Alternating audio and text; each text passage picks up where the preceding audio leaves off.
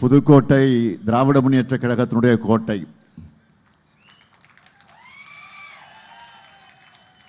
தொடர்ந்து இரண்டாவது முறையாக திமுக ஆட்சி அமைக்க, புது வரலாற்றை படைக்க புதுக்கோட்டைக்கு வந்திருக்கிறேன்.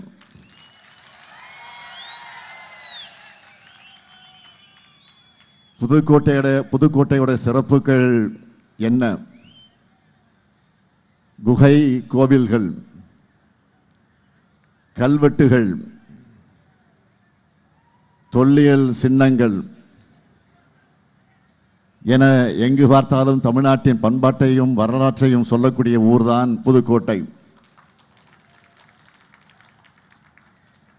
புதுக்கோட்டைக்குன்னு பெரிய வரலாறு இருக்கு. இங்கு 2 இளைஞர்கள் இருந்தாங்க, கீரனூர் முத்து மற்றும் விராலிமலை சண்முகம். இன்றைய இளைஞர்கள் அவங்களுடைய வரலாற்றை தெரிஞ்சுக்கணும். 1965 தாய் தமிழை காப்பதற்காக தங்களுடைய உயிரை தந்த இளைஞர்கள் அவங்க. அப்படிப்பட்ட மொழிப்போர் தியாகிகளை தந்த புதுக்கோட்டைக்கு வந்திருக்கிறேன். தமிழுக்கு மீண்டும்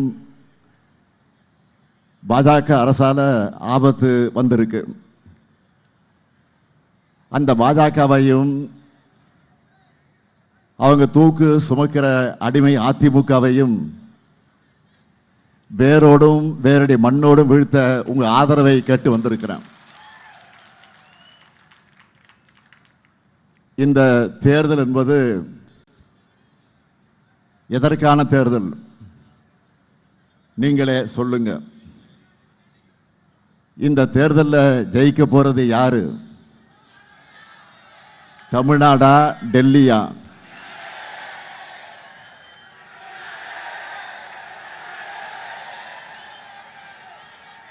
தமிழ்நாட்டுக்கு எது தேவை? மக்களாட்சியா, சர்வாதிகாரமா? மக்களாட்சியா, சர்வாதிகாரமா? இதுதான் மக்களுடைய தீர்ப்பு, பதில். இதை நீங்க ஏப்ரல் 23 அன்றைக்கு ஒவ்வொரு வாக்குச்சாவடியிலும் காட்டணும், நிரூபிக்கணும். அதுக்கு வேட்பாளர்களை அறிமுகப்படுத்தலாமா? வேட்பாளர்களை உங்கள் அனுமதியோடு அறிமுகப்படுத்தலாமா? முதல்ல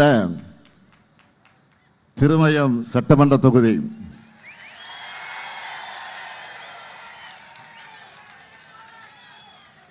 நமது வெல்லும் வேட்பாளர் மாண்புமிகு அமைச்சர் ரகுபதி அவர்கள். மிக நீண்ட அரசியல் வரலாறு கொண்டவர். அமைச்சராக தன்னுடைய பணிகளை சிறப்பாக செய்கிறவர் மட்டுமல்ல, நம்ம ஆட்சி மேல பரப்பப்படக்கூடிய அவதூறுகளை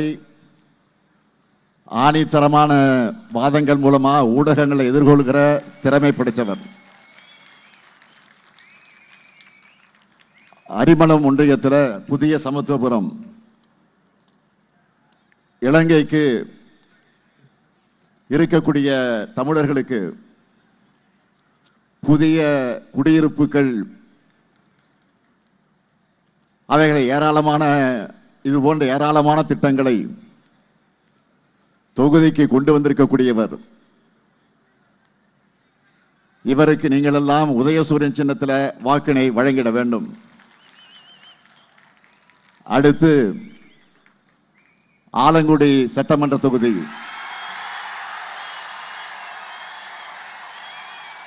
நமது வெல்லும் வேட்பாளர் அமைச்சர் மையநாதன் அவர்கள். நம்மோட மதிப்பை பெற்ற மாண்புமிகு அமைச்சர் கீழாத்தூர் அரசு கலைக்கல்லூரி, திருவரங்குளம் விளையாட்டு மைதானம், ஆலங்குடி அறிவுசார் மையம் போன்ற திட்டங்களை உருவாக்கி தந்து மூன்றாவது முறையாக போட்டியிடுகிறார். இவருக்கு நீங்க எல்லாரும் உதயசூரியன் சின்னத்தில் வாக்கினை வழங்கிட வேண்டும். அடுத்து விராலிமலை சட்டமன்ற தொகுதி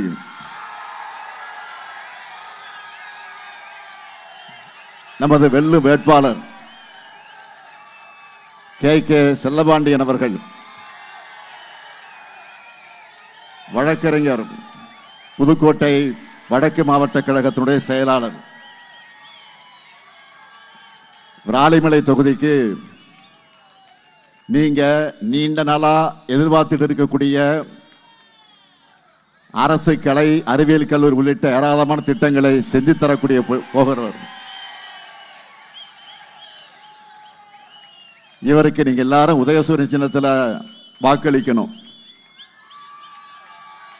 அடுத்து புதுக்கோட்டை சட்டமன்ற தொகுதி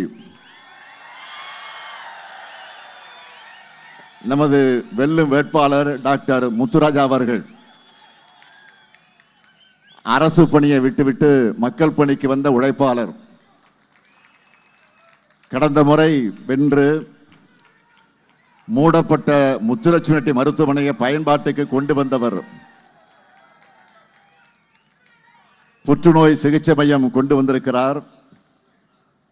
இவருக்கு புதுக்கோட்டை மக்கள் எல்லாரும் உதயசூரியன் சின்னத்தில் வாக்களிக்கணும்.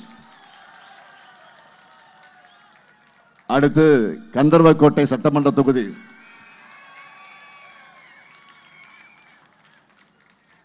நமது வெல்லும் வேட்பாளர் மார்க்சிஸ்ட் கம்யூனிஸ்ட் கட்சியை சார்ந்த தோழர் சின்னத்துரை அவர்கள்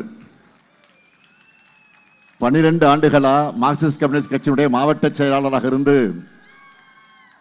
மக்களுக்காக உழைக்கக்கூடிய உன்னதமான தோழர். விவசாய தொழிலாளர்களுடைய நலனை காக்க பாடுபடும் தோழர் சின்னதுரை அவருடைய குரல் மீண்டும் சட்டமன்றத்தில் ஒலிக்க அறிவால் சுத்திய நட்சத்திரம் சின்னத்தில் நீங்கள் எல்லாரும் வாக்களிக்கணும். அடுத்து அறந்தாங்கி சட்டமன்ற தொகுதி நமது வெல்லும் வேட்பாளர் காங்கிரஸ் பேரியக்கத்தை சார்ந்த அருமை தம்பி டி ராமச்சந்திரன் அவர்கள், நம்முடைய முன்னாள் அமைச்சர், என்னுடைய பெருமதிப்பிற்குரிய அருமை சகோதரர் சு திருநாவுக்கரசருடைய அருமை மகன். காங்கிரஸ் கட்சியிலே பல்வேறு பொறுப்புகள் இருந்தவர். அறந்தாங்கி தொகுதியிலே கடந்த முறையும் வெற்றி பெற்று நல்ல பல திட்டங்களை கொண்டு வந்த ஒரு சிறப்புக்குரிய இளைஞர். தம்பி ராமச்சந்திரனுக்கு கை சின்னத்தில் நீங்க எல்லாரும் வாக்களிக்கணும். வேட்பாளருடைய வெற்றி உறுதிதானா? சத்தமா சத்தமா மக்கள் கன்ஃபார்ம் பண்ணிட்டாங்க. வேட்பாளர் அமரலாம்.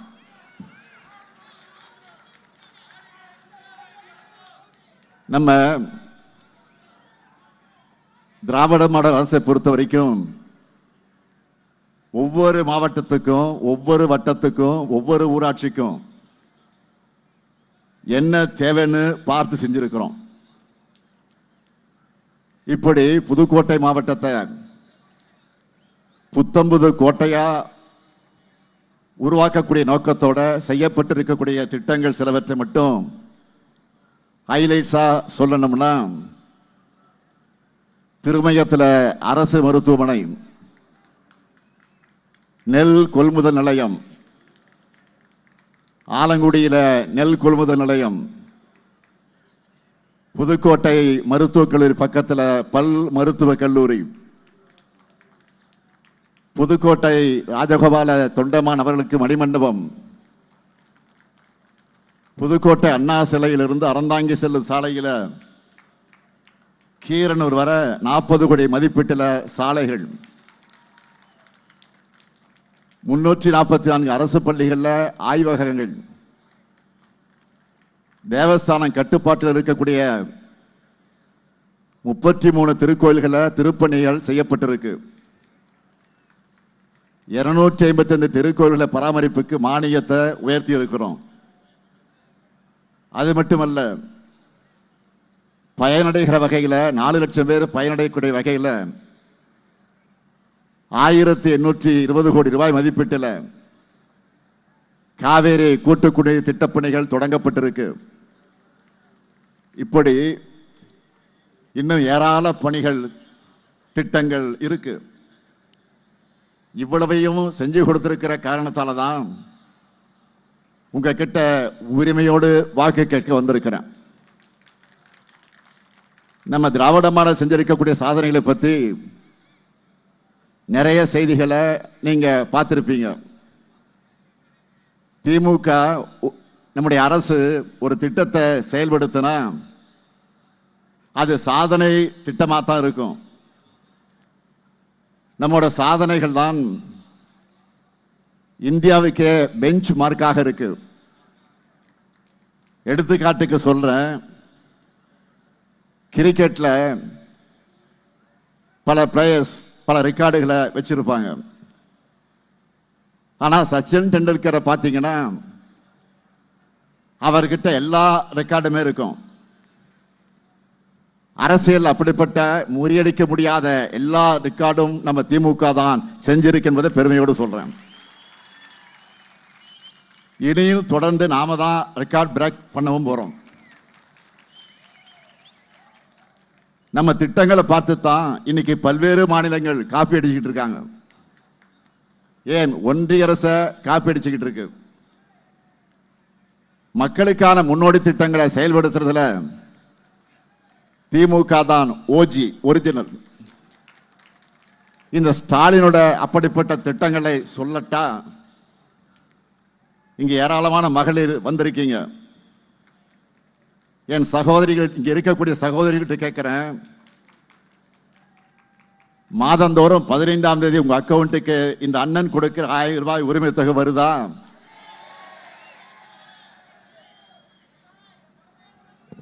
திராவிட மாடல் 2ல எவ்வளவு உரிமை தொகை உயர்த்த போறோம்? டபுள் ஆக்க போறோம். 2000 உயர்த்த போறோம். இல்லத்தரசிகளாக இருக்கக்கூடிய பெண்கள் தங்களோட அன்றாட செலவுகளுக்கு கூட மற்றவர்களை சார்ந்திருக்க வேண்டிய நிலை இருந்துச்சு. அதை உரிமை தொகையால உடைச்சிருக்கோம். எங்க அண்ணன் ஸ்டாலின் தர சீர் மகளிர் எல்லாரும் இன்றைக்கு உரிமையோடு பேசுறாங்க. அடுத்து விடியல் பயணம். பெண்களோட பொருளாதார சுதந்திரத்திற்கு அடிப்படையாக அமைஞ்சிருக்கக்கூடிய ஒரு புதிய புரட்சி திட்டம். அது சம்பாதிக்கிற பணத்துல குறிப்பிட்ட அமௌண்ட் போக்குவரத்துக்கே செலவாகிடுது. வீட்டுக்குள்ளேயே பலர் முடங்கி இருக்கக்கூடிய நிலையை உடைச்சிருக்கிறோம். அடுத்து காலை உணவு திட்டம். சென்னையில் கே நகர் பகுதியில் ஒரு பள்ளிக்கு ஆய்வுக்கு போயிருந்தேன். ஒரு குழந்தைகிட்ட அன்பா பேசிக்கிட்டு இருக்கும்போது, சாப்பிட்டியாமா அப்படின்னு கேட்டேன். அந்த குழந்தை சொல்லிச்சு, இல்லை சாப்பிடலன்னு சொல்லிச்சு. விசாரிச்சப்போ அந்த குழந்தையோட அப்பா அம்மா 2 பேரும் வேலைக்கு போறது. அந்த காரணத்தால சில குழந்தைகள் காலையில் சாப்பிடாம வராங்கன்னு தெரிஞ்சது. குழந்தைகளை பசியோடு தவிக்க விடலாமா? அவங்க பசியை போக்க வேண்டும் என்றுதான் காலை உணவு திட்டத்தை தொடங்கினேன். அந்த திட்டத்தை செயல்படுத்துற காரணத்தினால மாணவர்கள் பள்ளிக்கு வருகை தரதும் அதிகமாயிருக்கு, அவங்களுடைய கற்றல் திறனும் அதிகமாயிருக்கு. இப்படிப்பட்ட காலை உணவு திட்டத்தை இனி 8ஆம் வகுப்பு வரைக்கும் விரிவாக்க செய்ய போறோம். இது வரைக்கும் 5வது வரைக்கும் இருந்துச்சு, இப்போ 8வது வரைக்கும் விரிவாக்க செய்ய போறோம் 2.2 ஆட்சியில். அதே போல நம்முடைய வீட்டு பிள்ளைகள் எல்லாரும் டிகிரி படித்தவங்களாக, பட்டப்படிப்பு படித்தவங்களாக உயரணும் என்பதுதான் நம்முடைய கனவு. ஆனால் காலேஜுக்கு வர்ற மாணவிகளை சிலர் பாதியிலேயே டிராப் அவுட் ஆயிடுறாங்கன்னு தகவல் வந்துச்சு. இதை உடனே சரி செய்ய வேண்டும் என்று அதற்காக கொண்டு வந்த திட்டம் தான் புதுமை பெண் திட்டம். இந்த திட்டத்து மூலமா 6,95,000 மாணவிகள் மாதந்தோறும் 1000 ரூபாய் கொடுத்து இன்றைக்கு படிக்க வைத்துக் கொண்டிருக்கக்கூடியவன் தான் உங்கள் முன்னால் நிற்கக்கூடிய இந்த ஸ்டாலின். இந்த மாணவிகளுடைய படிப்பை கண்டினியூ பண்றதுக்கு பெரிய துணையா இருந்துச்சு. இதை பார்த்ததும் மாணவர்களும் இப்படி ஒரு திட்டம் எங்களுக்கு கிடையாதான்னு கேட்டாங்க, உரிமையாக கேட்டாங்க. அப்படி மாணவர்களுக்கு உருவாக்கப்பட்ட திட்டம் தான் தமிழ் புதல்வன். திராவிட மாடல் 2ல இதையும் 1500 ரூபாயாக உயர்த்தி வழங்க போறோம். அடுத்து நான் முதல்வன் திட்டம். நம்ம மாணவர்கள் படிச்சு முடிச்ச பிறகும் வேலை இல்லாமல் இருப்பதற்குரிய சூழ்நிலையை அடைகிறாங்க. காரணத்தை ஆராய சொன்னேன். நம்ம மாணவர்களுக்கு படிப்போடு சேர்த்து ஸ்கில் டெவலப்மெண்ட் பயிற்சிகளையும் வழங்கணும்னு சொன்னாங்க. அதுக்காக சிந்திச்சு உருவாக்கப்பட்ட திட்டம் தான் நான் முதல்வன் திட்டம். ஆட்சி பொறுப்புக்கு வந்த பிறகு என்னுடைய முதல் பிறந்த நாள் அன்றைக்கு இந்த திட்டத்தை தொடங்கி வச்சோம். அது மூலமா நம்ம வீட்டு பிள்ளைகள் நல்ல வேலைகள்ல உட்காரணும்னு உருவாக்கின திட்டம் தான் நான் முதல்வன் திட்டம். அதோட ரிசல்ட் என்ன? இது வரைக்கும் இல்லாத அளவுக்கு நம்ம வீட்டு பிள்ளைங்க IAS IPS ஆகிட்டு இருக்காங்க. அடுத்து தோழி விடுதி. இங்க இருக்கக்கூடிய பலரும்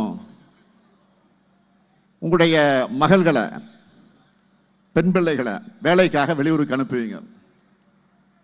அங்க அவங்க பாதுகாப்பா தங்கி இருக்கிறாங்கன்னு எப்பவே நினைச்சுக்கிட்டே இருப்பீங்க. அதை புரிஞ்சு கொண்டுதான் தோழி விடுதிகளை தொடங்கணும். அந்த விடுதிகளில் ஏராளமான பெண்கள் பாதுகாப்பாக தங்கியிருந்து பணிகளை செய்யறாங்க. இன்றைக்கு ஒன்றிய அரசு இந்த திட்டத்தை காப்பீடிக்குது. அடுத்து தாய் மாணவர் திட்டம். ஒரு முறை கள ஆய்வில் ஈடுபட்டு இருந்தப்போ ஒரு வயதான பெண்மணி ஒருவர் முதுமையால ரேஷன் கடைகளுக்கு போய் பொருட்களை வாங்க முடியவில்லை என்று கவலைப்பட்டாங்க. இதை பற்றி நான் ஆய்வு செஞ்சேன். 70 வயதுக்கு மேற்பட்டிருக்கக்கூடிய பலரும் கடைகளுக்கு போய் ரேஷன் பொருட்களை வாங்குறதுல இருக்கக்கூடிய சிரமங்கள் அனுபவிக்கிறாங்கன்னு எனக்கு தெரிய வந்துச்சு.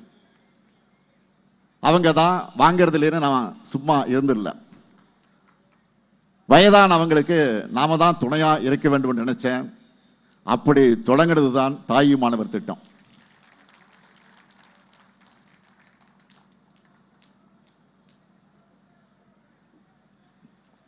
இந்த திட்டத்தில் குடும்ப அட்டை வச்சிருக்கக்கூடிய சுமார் 17 லட்சம் பேரோட வீடுகளுக்கு தேடி அவங்க வீட்டுக்கே போய் அரிசி பருப்பு உள்ளிட்ட பொருட்களை கொடுத்துட்டு இருக்கோம். அவங்களும் மனசார வாழ்த்திக்கிட்டு இருக்கிறாங்க. ஆனா இத்தனையும் செஞ்சிட்டு இருக்கக்கூடிய இந்த ஸ்டாலின் கொரோனாவில் போயிருக்கணும் பழனிசாமி வன்மத்தோடு பேசிட்டு இருக்கிறார். பழனிசாமி அவர்களே, இந்த ஸ்டாலின் இருந்து என்னோட மக்களுக்கு இன்னும் ஏராளமான திட்டங்களை செய்யத்தான் போறேன். அதை நீங்க பார்க்கத்தான் போறீங்க. தமிழ்நாட்டை இன்றைக்கு இந்தியாவிலேயே டபுள் டிஜிட் வளர்ச்சி பெற்ற மாநிலமா நம்ம திராவிட மாடல் உயர்த்தி இருக்கு. இந்த அடித்தளத்திலிருந்து திராவிட மாடல் 2.0 ஆட்சியில புதிய உயரங்களுக்கான பயணத்தை தொடங்க போறோம். அதற்கான திட்டம் தான் சூப்பர் ஸ்டார் வந்திருக்கிறார். சூப்பர் ஸ்டார் சூப்பர் ஸ்டார் யாருன்னு கேட்டா சின்ன குழந்தைகள் கூட சொல்லணும். இது தேர்தல் அறிக்கை, நம்மோட தேர்தல் அறிக்கை. அதுல என்ன ஹைலைட்? இங்க இருக்கக்கூடிய மகளிரை கேட்கிற, உங்க அண்ணன் இந்த ஸ்டாலின் கொடுக்க போற கூப்பன் எவ்வளவு?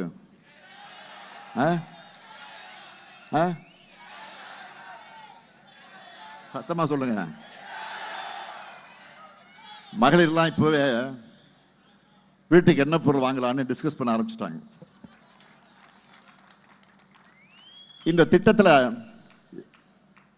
எவ்வளவு தொகையோட கூப்பன் கொடுக்க போறோம்? 8000. இந்த கூப்பனை வச்சு உங்களுக்கு தேவைப்படுகிற வீட்டு உபயோக பொருளை புதுசா வாங்கிக்கலாம். இல்லைன்னா பழைய பொருளை எக்ஸ்சேஞ்ச் பண்ணி புது பொருளை வாங்கிக்கலாம்.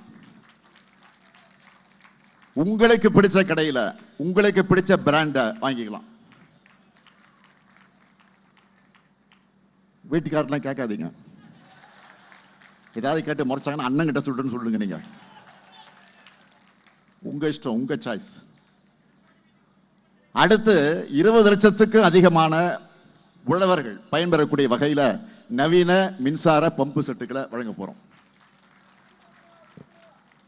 உயர்கல்வி முடிச்சிருக்கக்கூடிய 5 லட்சம் இளைஞர்கள் வேலைவாய்ப்பு பெறக்கூடிய வகையில் நான் முதல் திட்டத்தில் 1500 ரூபாய் உதவித்தொகையோட 6 மாசம் பயிற்சி வழங்க போறோம். நெல் கொள்முதல் விலை குவிண்டால் ஒன்றுக்கு 3500 ரூபாயாக உயர்த்தி வழங்கப்படும். கரும்பு கொள்முதல் விலை டன் ஒன்றுக்கு 4500 ரூபாயாக உயர்த்தி வழங்கப்படும். பால் கொள்முதல் விலை லிட்டர் ஒன்றுக்கு 5 ரூபாய் உயர்த்தி வழங்கப்படும். முதியோர் உதவித்தொகை 1200 ரூபாயிலிருந்து 2000 ரூபாயாக உயர்த்தப்படும். மாற்றுத் திறனாளிகளுக்கான உதவித்தொகை 1500 ரூபாயிலிருந்து 2500 ரூபாயாக உயர்த்தப்படும். கலைஞர் கனவு இல்லம் உள்ளிட்ட திட்டங்கள் மூலமா வீடற்ற ஏழைகளுக்கு அடுத்த 5 வருஷத்துல 10 லட்சம் வீடுகள் கட்டித்தரப்படும். டெல்டா மாவட்டங்களுக்கான சிறப்பு வளர்ச்சி திட்டம், புதுக்கோட்டையில இயந்திர தயாரிப்பு குழுமம் உருவாக்கப்படும். இந்த ஸ்டாலின் சொன்னதை செய்வான். நான் கலைஞருடைய மகன், சொன்னதை மறக்க மாட்டேன், மறுக்க மாட்டேன். ஆனா பாஜகவோட கிளைக்கழக செயலாளராக இருக்கிற பழனிசாமி அவர்களால் இப்படி ஏதாவது சாதனைகளை சொல்லி கூட்டு வாக்கு கேட்க முடியுமா? எங்கேயாவது சாதனைகளை சொல்லி பார்த்திருக்கீங்களா? எங்கேயாவது கொள்கைகளை பற்றி பேசி பார்த்திருக்கீங்களா? எங்கேயாவது மாநில உரிமைகளுக்கு பழனிசாமி குரல் கொடுத்ததை பார்த்திருக்கிறீங்களா? நிச்சயம் பார்த்திருக்க மாட்டீங்க. ஏன்னா பாதம் தாங்கி பழனிசாமி கிட்ட கொள்கைகளும் இல்லை, சாதனைகளும் இல்லை. அதனால்தான் சாக்கடைக்கு சமமான சொற்களையும் அவதூறுகளை பேசி அவர் ஒரு தரமற்றவர் நிரூபிச்சிட்டு இருக்கிறார். என்டிஏ என பெயரிடற தமிழ்நாட்டுக்குள்ள பின்வாசல் வழியா கொண்டு வர்றதுக்கு தேர்ந்தெடுக்கப்பட்டிருக்கக்கூடிய முதன்மை அடிமைதான் பழனிசாமி. அவர் பழனிசாமி இல்ல, ஆமாம் சாமி, அடிமை சாமி. அதிமுக எந்த கூட்டணியில அடிமை சாசனம் எழுதி கொடுத்து சேர்ந்திருக்கு? அன்னை தமிழுக்கும் தமிழத்துக்கும் தமிழ்நாட்டுக்கும் துரோகம் செய்கிற என்டிஏ கூட்டணியில சேர்ந்திருக்கு. அந்த கூட்டணி டெல்லியில வச்சு முடிவு செய்யப்பட்ட கூட்டணி எல்லாருக்கும் தெரியும். ஊழல்வாதிகளும் தேர்ந்த துரோகிகளும் காவி கும்பல தோல்ல சுமந்துக்கிட்டு வராங்க. நேற்றுக்கு கூட பாஜகவில் இருக்கிற ஒன்றிய இணையமைச்சர் ராம்தாஸ் அத்வாலே அவர்கள் என்ன சொல்லி இருக்கிறாரு?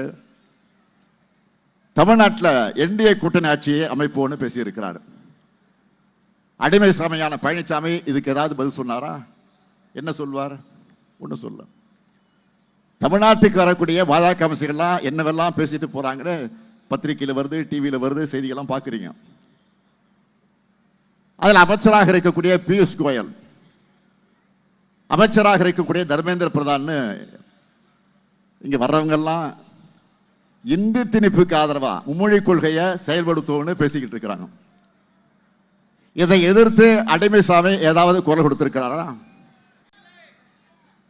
ஒன்றிய கல்வி அமைச்சராக இருக்கிற தர்மேந்திர பிரதான் அவர்களோட வேலை என்ன? கல்வி வளர்க்கிறது இல்ல, கல்வியை காவியமயமாக்கிறார். இந்திய திணிக்க மும்மொழி கொள்கைக்கு ஆதரவாக பேசுறாரு, பேசிட்டு போறாரு.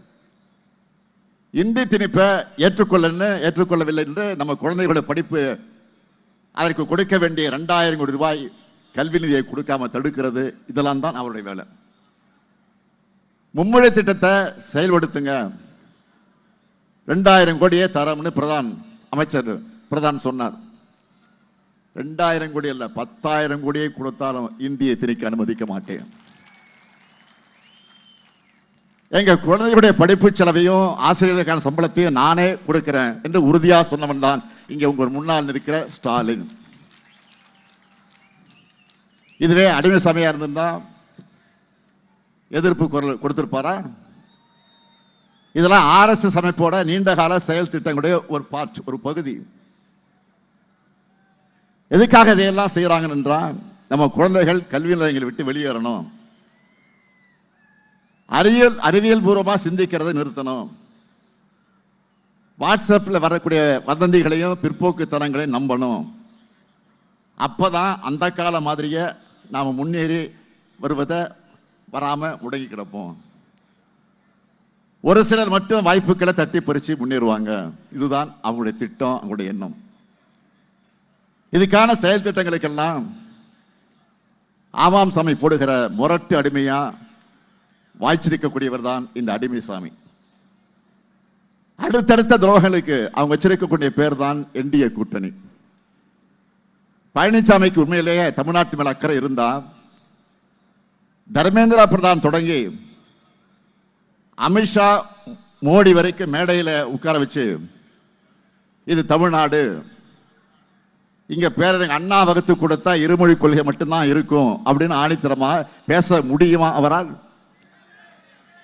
ஒரு அடிமையான ஓனரை எதிர்த்து பேச முடியாது. பிரதமர் மோடி அவர்களை பார்த்து தமிழ்நாட்டுக்கு வரும்போதெல்லாம் வணக்கம், நன்றி, அதை மட்டும் சொல்லி தமிழ் பேச முடியும்னு வருத்தப்படுறதா சொல்றீங்களே. பிறகு ஏன் தமிழை விட சமஸ்கிருதத்துக்கு 17 மடங்கு அதிகமாக நிதி வழங்குகிறீங்கன்னு கேள்வி கேட்பாரா இந்த அடிமை பழனிசாமி? அமித்ஷா அவர்களை பார்த்து சமஸ்கிருதம் தான் அனைத்துக்கும் மூலமொழின்னு நீங்க சொல்றது தவறுன்னு பழனிசாமியில வாதிட முடியுமா? அதுக்கான முதுகெலும்பு பழனிசாமிக்கு இருக்கா? அவரை சும்மா ஒண்ணு ஆமாம் சாமி அடிமை சாமி சொல்லல. எதுக்கெல்லாம் ஆமாம் சாமி போடுறாரு? குடியுரிமை திருத்த சட்டம்.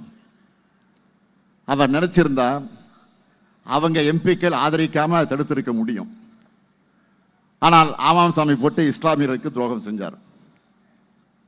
அதே போல வக்ஃப் போர்டு திருத்தம், அந்த திருத்த சட்டத்தை ஆதரிச்சு சிறுபான்மையினருக்கு துரோகம் செஞ்சார் அடிமைசாமி. அடுத்து கிறிஸ்தவர்களுக்கு எதிராக FCRA சட்டம் கொண்டு வர போறாங்க. கூட்டணியில் இருக்கிற பழனிசாமி தேர்தலுக்காவது அதை எதிர்த்து பேசி இருக்கிறாரா? அடுத்து நீட் தேர்வை பற்றி பேசுறார். நீட் தீர்மானத்தை ஒன்றிய அரசு தான் நிறுத்தி வச்சிருக்குன்னு எல்லாருக்கும் நினைச்சுக்கிட்டு இருந்தோம். ஆனா அதை ஒன்றிய அரசு திருப்பி அனுப்புனதையே கிட்டத்தட்ட 2 வருஷமா மறைச்சு வச்சவர் தான் பழனிசாமி. அந்த மாதிரி துரோகம்லாம் யாரும் பண்ணல.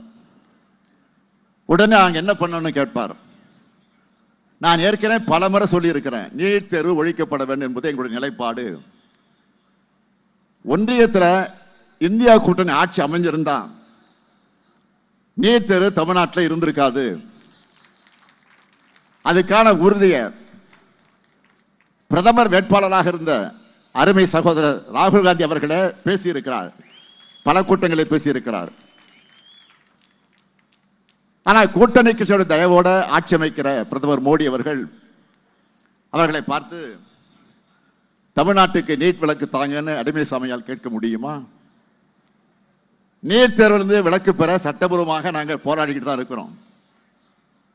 கொள்கையை வெற்று பிழைக்கிற அடிமைசாமி கூட்டத்திற்கு சுயமரியாதை உணர்வு இருக்காது, மாநில உரிமைகளும் புரியாது. இப்போ கூட நாடு முழுக்க மக்கள் என்ன சொல்றாங்க?